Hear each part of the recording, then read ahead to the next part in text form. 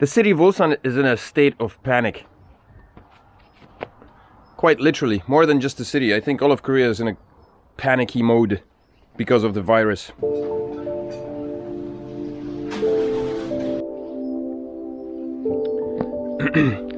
Today is Monday, I don't even know. My phone died, possibly as a cause of the virus. And last night the Korean government sent out a text message asking businesses to shut down their operations for at least the duration of the next week.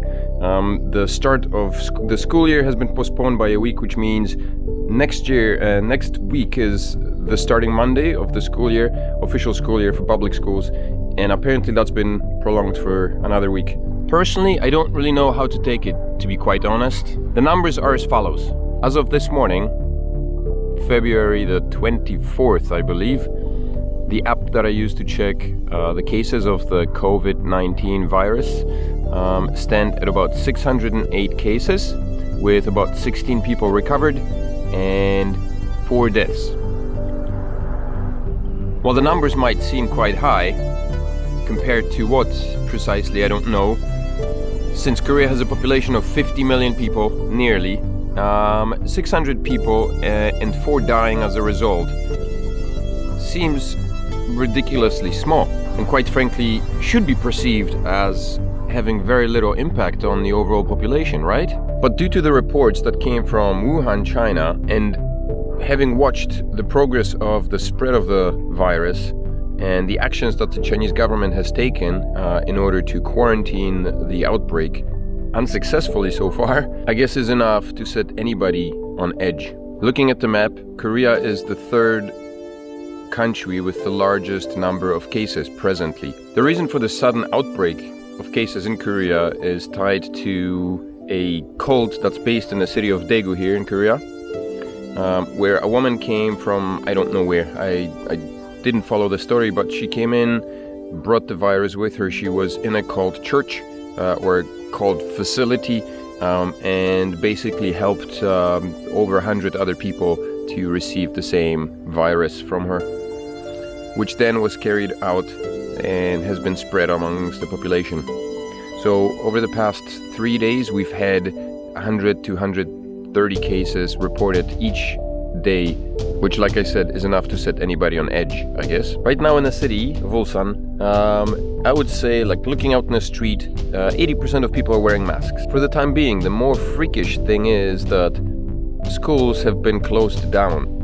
We had to close down our Hagwon today, our language school, because that was the request sent by the Korean government, and that's pretty much what's expected by the parents. I can't imagine too many parents wanting to send their children to schools during this time. Yesterday, Lucy and I went shopping, went to the store, and a lot of the shelves look pretty bare, so people are buying up stuff. It's very difficult to purchase masks these days, simply because, well, everybody's buying them out. In certain areas of the country here, some cities, I guess things are a little bit easier, so it depends on the area where you're located.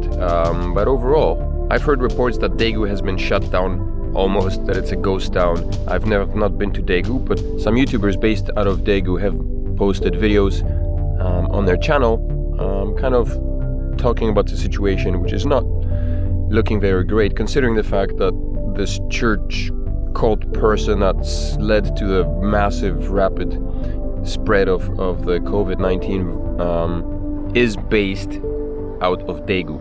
The situation in this city is quite ridiculous, really. Some people have placed themselves on a sort of a voluntary quarantine. They've locked themselves up in their apartments and are staying there of the fear of contracting the virus, particularly those with younger children, I think. Schools are closed. Language schools are closed. I have not been to the stores yet today. I'm still to do that. Lucy and I have to go do a little bit of shopping, so I will take you with me to show you what the situation is in stores. There are people walking about, but like I said, about 80% to 90% of people walking around now are wearing masks. Whereas in the past, masks were hardly ever taken out, even on days when the air pollution was really bad. It's a very strange contrast that I receive. I've just talked to one of our subscribers here on the Live in Korea channel, She's based in the USA, and I asked her if she was following the COVID-19 outbreak, and she basically said no. She's not affected. She lives in the States, and it's I think there's maybe 1 or 2 cases of the outbreak that occurred in the USA, maybe more, but it seems that the States is not affected. Whereas living on the other side of the globe in this small country here with 650 cases, which is really small proportion to the overall population here, yet the concern here is massive. And so having that contrast between a person living across the globe who doesn't care versus what I see here from the public and how I feel is very interesting. People are considering the fact that they may have to be cooped up in a house for a long time, and that businesses may have to be closed because places like language schools may be, prime area for the spread of the virus. So people will not be willing to send their children, and so businesses will suffer, including our business. And so people are looking for alternative income sources, and one of them is doing things online. So if you're new to the channel and you haven't subscribed yet, make sure to hit that subscribe button to kind of help up with the growth of the channel and, the monetization thing here, yeah? Cheers. I'm gonna take you around the city once we go shopping with Lucy to show you a little bit what it's like in the stores. We've come down to Lotte Mart to do some shopping. So I'll take you inside and show you the situation. Let's have a look how severe it is.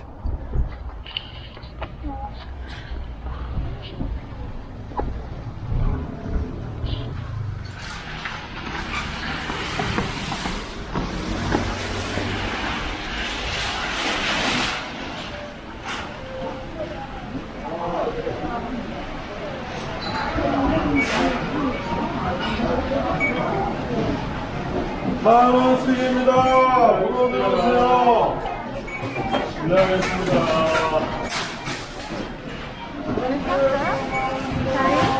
They're downstairs.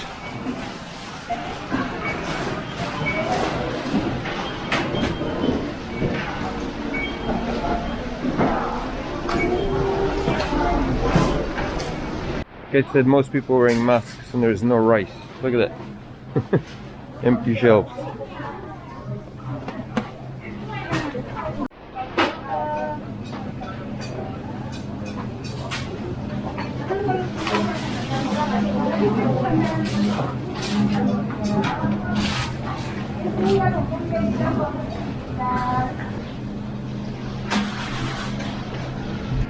Chicken shelves are looking pretty empty.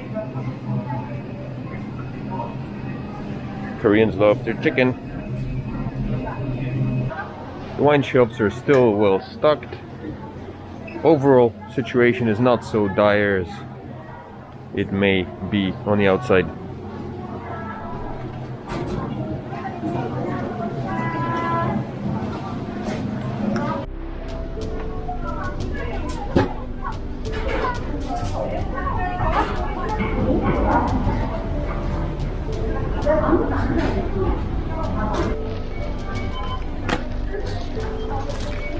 My wife went out and bought 5 bottles of wine.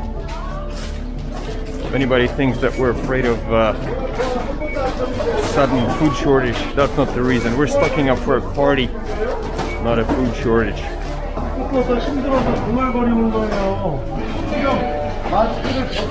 The shelves in the local store don't look so bad at all, actually. It looks pretty normal, with the exception of people wearing excessive amounts of masks. Nothing else has really changed. Somebody showed me a picture of a shelf in Costco that was completely empty. It was a chicken shelf, which kind of shows unreasonable panic over nothing, really.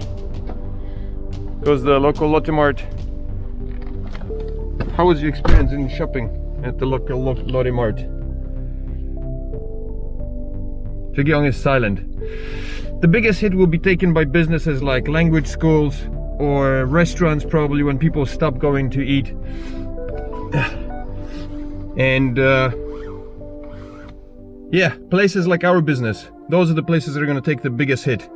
We got to scrounge up because the next 2 weeks we'll probably be without an income. as students stop coming. We closed down for 1 week, and we'll most likely have to close down for 2 weeks, which means there's no money coming in for 2 weeks. That's gonna be tough. Today I'm heading down to the immigration's office because I have to take care of some things, and I hear it's an absolute zoo, both because of the amount of people that are there and the precautions that they're taking. Apparently you're not allowed in without a face mask, and they've got heat sensors that measure your temperature from a foot away or 15 feet away. I'm not sure, but I don't presume I'll be able to film inside. I will try to get as close as possible. There's a lot of people here.